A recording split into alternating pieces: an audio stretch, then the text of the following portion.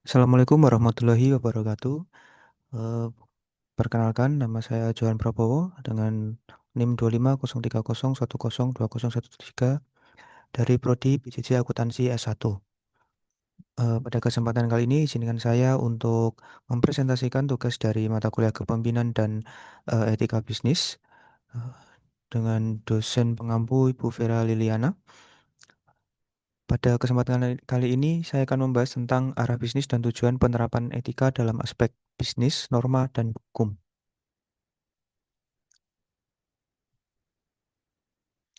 Arah bisnis dan tujuan penerapan etika dalam aspek bisnis, norma, dan hukum.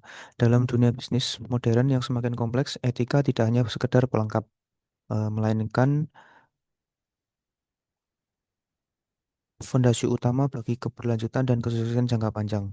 Dalam kesempatan ini akan membahas mengapa etika menjadi penentu arah bagi setiap entitas bisnis, serta bagaimana penerapannya mempengaruhi tiga pilar krusial, yaitu bisnis itu sendiri, norma sosial, dan kerangka hukum.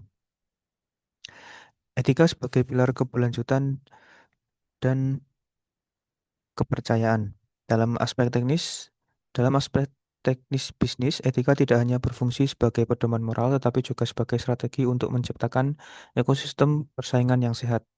Tujuan utamanya adalah membangun nilai jangka panjang yang berkelanjutan. Yang pertama, membangun reputasi tak ternilai. Bisnis yang beretika secara konsisten akan mendapatkan kepercayaan dari konsumen, investor, dan mitra kerja. Reputasi yang solid adalah aset tak berwujud untuk mem- aset reputasi yang solid adalah aset tak berwujud yang paling mahal dan sulit diperoleh, namun sangat krusial untuk pertumbuhan jangka panjang. Kemudian efisiensi internal yang meningkat. Budaya kerja yang berlandaskan etika mampu mengurangi risiko kecurangan, meminimalisir konflik internal, dan secara signifikan meningkatkan loyalitas karyawan.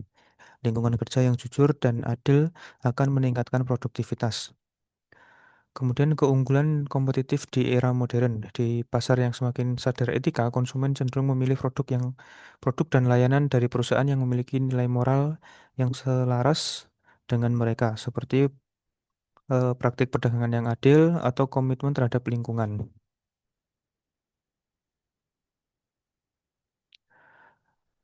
Berikutnya itu membangun kepercayaan konsumen dan loyalitas. Kepercayaan adalah mata uang paling berharga dalam hubungan bisnis. Konsumen zaman sekarang tidak hanya membeli produk, tetapi juga membeli nilai dan integritas perusahaan di baliknya. Perusahaan yang transparan, jujur, dan bertanggung jawab akan selalu menjadi pilihan utama. Yang pertama terkait transparansi operasional. Keterbukaan dalam setiap proses bisnis dari sumber bahan baku hingga kebijakan harga itu berdampak menumbuhkan keyakinan konsumen. Jaminan kualitas etis, yaitu menyediakan produk dan layanan berkualitas yang dihasilkan melalui praktik etis tanpa eksploitasi atau penipuan. Responsif dan bertanggung jawab, yaitu cepat tanggap terhadap masukan dan keluhan konsumen, serta bertanggung jawab penuh atas setiap kesalahan yang terjadi.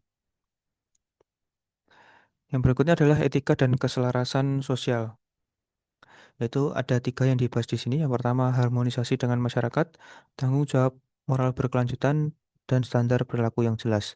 Harmonisasi dengan masyarakat, yaitu perusahaan yang beretika memastikan bahwa operasional mereka tidak bertentangan dengan adat istiadat, tradisi, atau nilai lokal di mana bisnis tersebut berada. Ini menciptakan hubungan yang saling menghormati dan mendukung.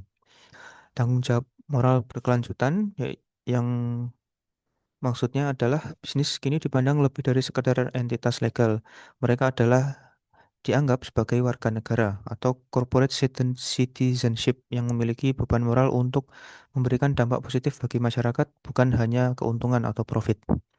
Standar perilaku yang jelas, yaitu etika menetapkan batasan yang jelas bagi para pemimpin dan karyawan tentang apa yang pantas dan tidak pantas dilakukan, bahkan untuk tindakan yang mungkin belum secara spesifik diatur oleh hukum.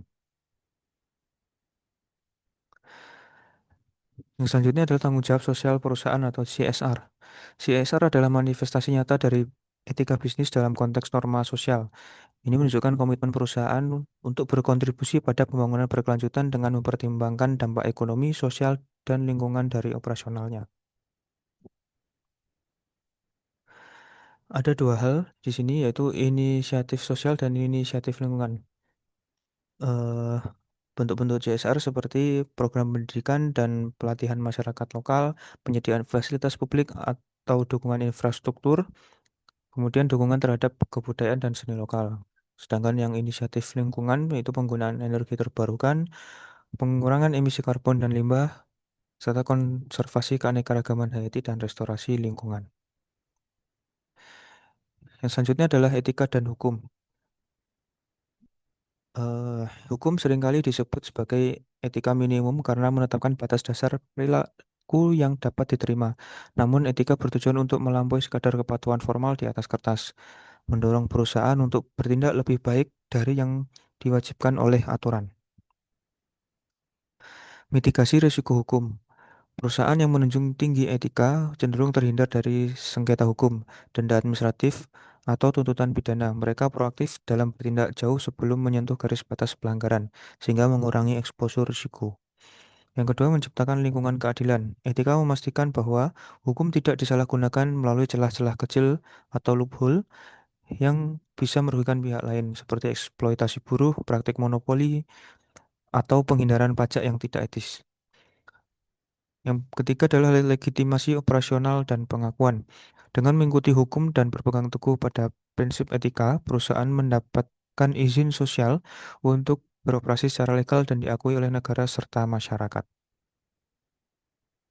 Sinergi etika dan hukum dalam praktik bisnis. Yang pertama adalah kepatuhan regulator, yaitu memenuhi semua peraturan dan undang-undang yang berlaku dari perpajakan hingga standar ketenagakerjaan.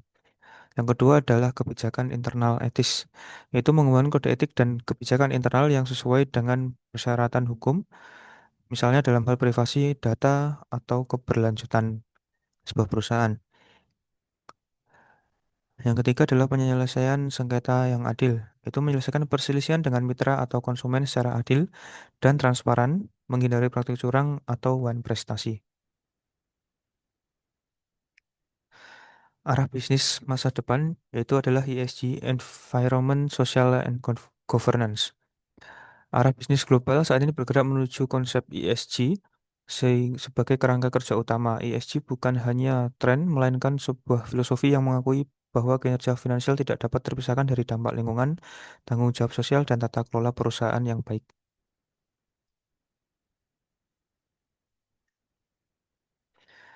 Yang selanjutnya adalah peran etika dalam mendorong tujuan bisnis, norma, dan hukum.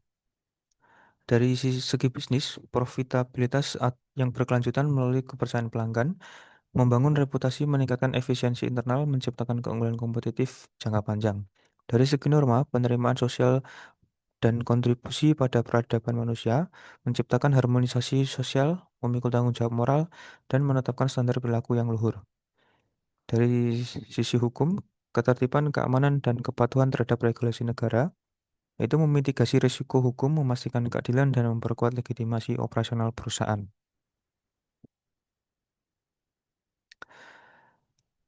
Kesimpulannya adalah etika merupakan DNA bisnis modern. Penerapan etika bukan lagi pilihan, melainkan sebuah keniscayaan bagi bisnis yang ingin berkembang secara berkelanjutan dan relevan di era global. Etika menjadi DNA yang mengarahkan setiap keputusan, membentuk budaya perusahaan, dan menciptakan dampak positif bagi seluruh pemangku kepentingan.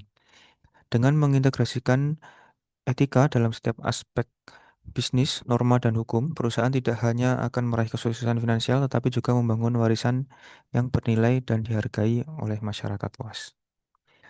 Baik, sekian presentasi dari saya. Apabila ada kurang dan lebihnya, saya mohon maaf. Sekian, wassalamualaikum warahmatullahi wabarakatuh.